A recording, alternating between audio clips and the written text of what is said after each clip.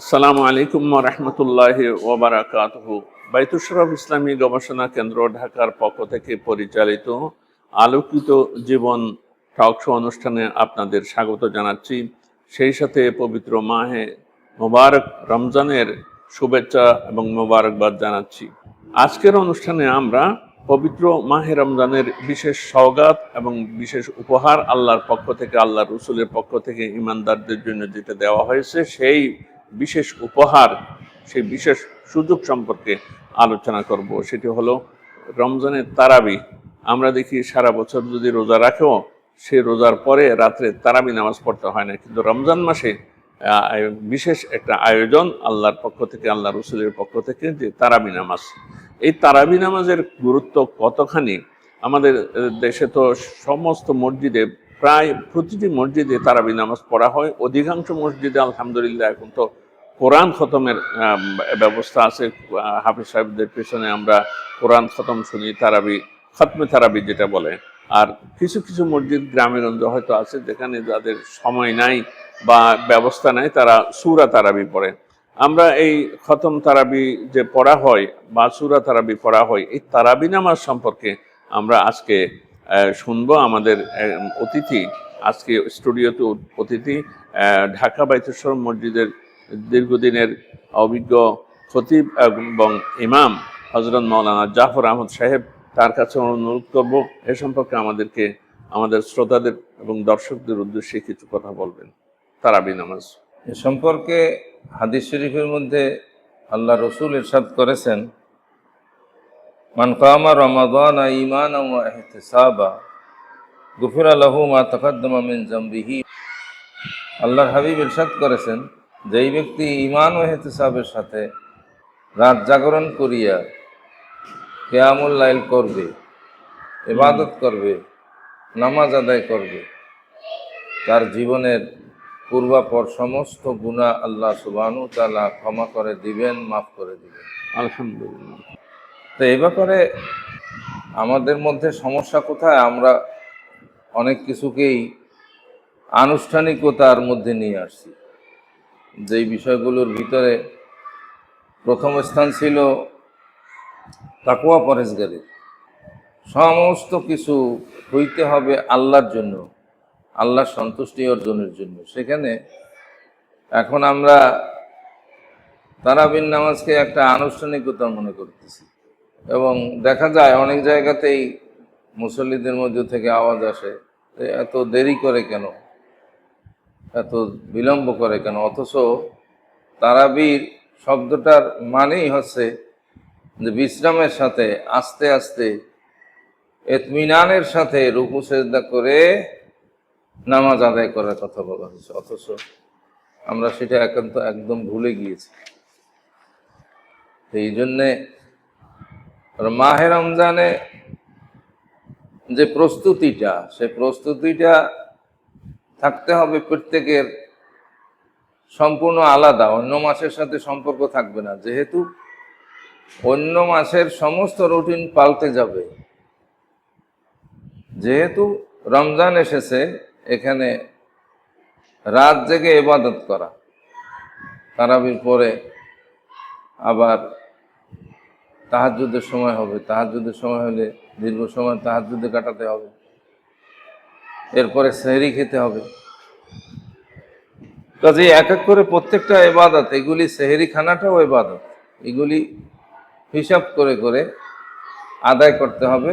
এবং যা কিছুই করব আল্লাহর ওয়াস্তে, আল্লাহর জন্য করতে হবে। ঈমানান ওয়া ইহতিসাবা। তো এইটা যখনই হবে, তখন আল্লাহ সুবহানাহু ওয়া তাআলা ওই বান্দাকে রুহানি শক্তি দান করবে। তারাবিতে যে আপনি বললেন, তারাবির আসল ফায়দাটা পাওয়ার জন্য ধীরে স্থিরে নামাজ পড়ার জন্য বললেন, তাড়াহুড়া যাতে হাফেজ সাহেব না করে এবং মুসল্লিরাও যাতে তাড়াহুড়া করার জন্য তাগাদা না দেয়, তাই নয় কি? হ্যাঁ হ্যাঁ, এটা তো ওনাদেরকে বুঝাতে হবে যে এটা তো ধীর স্থির ভাবে শুনতে হবে, পড়তে হবে, এবং ইতমিনানের সাথে রুকু সিজদা করতে হবে। তাড়াহুড়া করে তো কোনো লাভ নেই।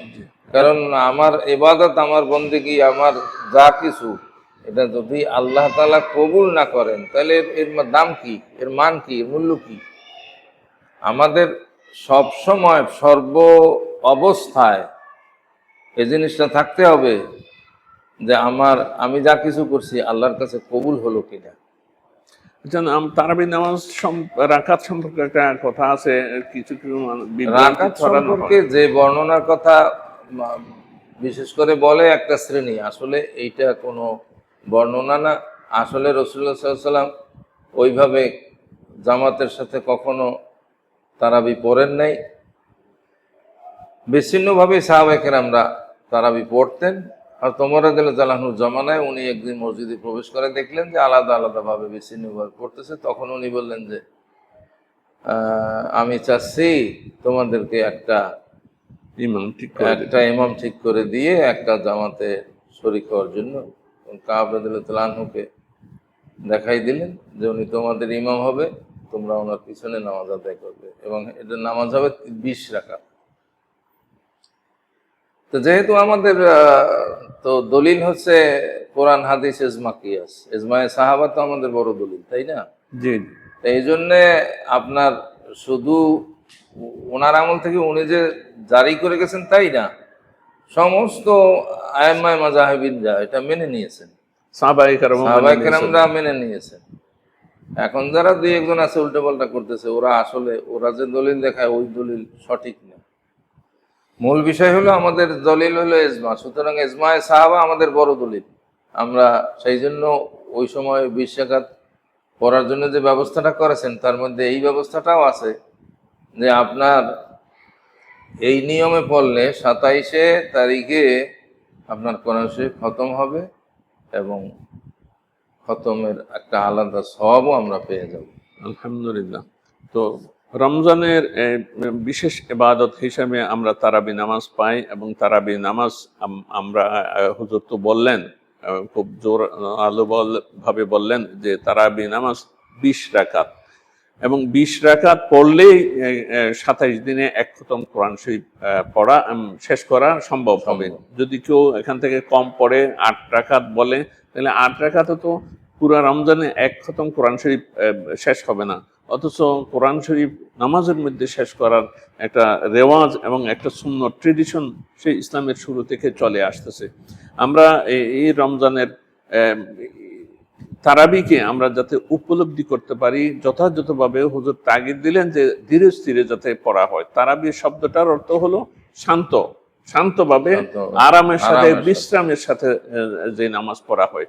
এবং এই জন্য বিশ্রামের জন্য 2 রাকাত করে নামাজ পড়া হয়। 2 রাকাতের পরে আবার 2 রাকাতের পরে তখন সাহাবায়ে কেরাম, অন্যান্য ইমামগণ এখানে অনেক দোয়া পড়তেন, এবং এই দোয়ার মধ্যে কিছু দোয়া এখনো বর্ণিত আছে, আমরা পড়ি ফাঁকে ফাঁকে। যেমন 2 রাকাত পড়ার পরে যখন তারাবি 2 রাকাত পড়লাম, 2 রাকাত পরে মুনাজাত নেই, উঠার সময়ে একটা দোয়া পড়া হয়, হাযা মিন ফজলে রব্বি ইয়া করিমুল মারুফ ওয়া ইয়া কদিমুল ইহসান আহসিন ইলাইনা বিইহসানিকাল কদিম সাব্বিত কুলুবানা আলা দীনিক।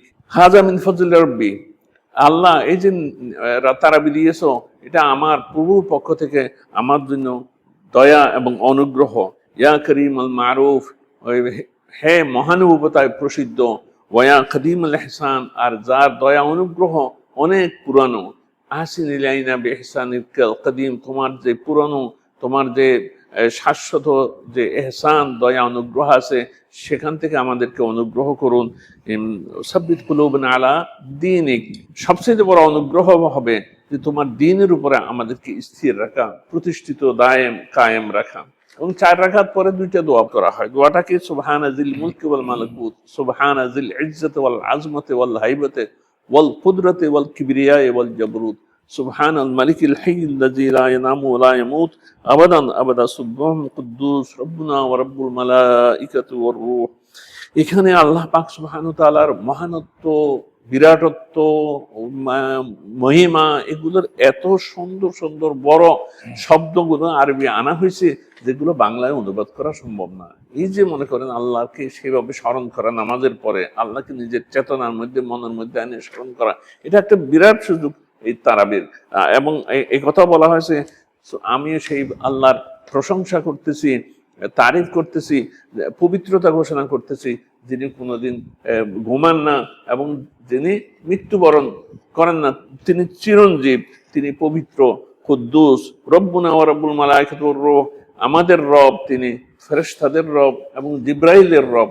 সেই আল্লাহকে স্মরণে এনে, জাগরণে এনে, মনের মধ্যে এনে আল্লাহর তারিফটা, এই দোয়াটা পড়া হয়, সবাই পড়ে এবং এরপরে মোনাজাত হয়, আল্লাহুম্মা ইন্না নাসআলুকাল জান্নাতা ওয়া নাউযু বিকা মিনান নার। আমরা তোমার কাছে জান্নাত চাই এবং দোজখ থেকে বাঁচতে চাই। ইয়া খালিকাল জান্নাতি ওয়ান নার, হে দোজখ বেহেশতের তুমি সৃষ্টিকর্তা। বিরাহমাতিকা ইয়া আজিজু, ইয়া মহিমান্বিত, মহিয়ান গরিয়ান। ইয়া গফফার, হে ক্ষমাশীল। ইয়া করিম, হে দয়াবান। ইয়া সত্তার, হে দোষ গোপনকারী। ইয়া রহিম, ইয়া জব্বার, হে মহাপরাক্রমশালী। ইয়া রহিম, হে দয়াময়, অপার দয়ালু। ইয়া খালিক, ইয়া বার, হে সৃষ্টিকর্তা এবং মানুষের প্রতি বার মানে উদার, এবং আল্লাহর মানুষের প্রতি তোমার রহমত অবারিত। যার রহমত, তাকে আল্লাহকে স্মরণ করা হয় মুনাজাতের মধ্যে। আল্লাহুম্মা আজিরনা মিনান নার, আল্লাহ দোজখ থেকে আমাদেরকে মুক্তি দান করো। ইয়া মুজির, ইয়া মুজির, বিরাহমাতিকা ইয়া আরহামার রাহিমিন, বিরাহমাতিকা ইয়া আরহামার রাহিমিন। সকল দয়ালুদের সেরা তুমি দয়ালু, হে আল্লাহ, তোমার রহমতের ওসিলায় আমাদের দোয়া কবুল করো। আজকে আমাদের আলোচনা আপনারা শুনলেন, হুজুর আসলেন, খুব গুরুত্বপূর্ণ আলোচনা তিনি পেশ করেছেন। আপনাদের প্রতি আবারও মোবারকবাদ জানাচ্ছি। প্রতিদিন এই ইফতারের আগে, একটু আগেই 5:30টায় আমাদের এই অনুষ্ঠান প্রচারিত হচ্ছে, আপনারা শুনবেন এবং কমেন্ট বক্সে আপনাদের আলোচনা সম্পর্কে কেমন লাগলো মতামত দেবেন, অথবা এই সম্পর্কিত রোজা রমজান সম্পর্কিত কোনো প্রশ্ন থাকলেও কমেন্ট বক্সে আপনারা যদি লেখেন, জানান, আমরা পরবর্তী অনুষ্ঠানে সেগুলো নিয়ে আলোচনা করতে পারবো। আজ এখানেই, এই পর্যন্তই। আল্লাহ পাক সুবহানাহু ওয়া তাআলা আমাদের রোজা, ইফতার, সেহরি, তাহাজ্জুদ, তারাবি কবুল করুন, সবাইকে তৌফিক এনায়েত করুন। ওয়া আখিরু দাওয়ানা আনিল হামদুলিল্লাহি রাব্বিল আলামিন।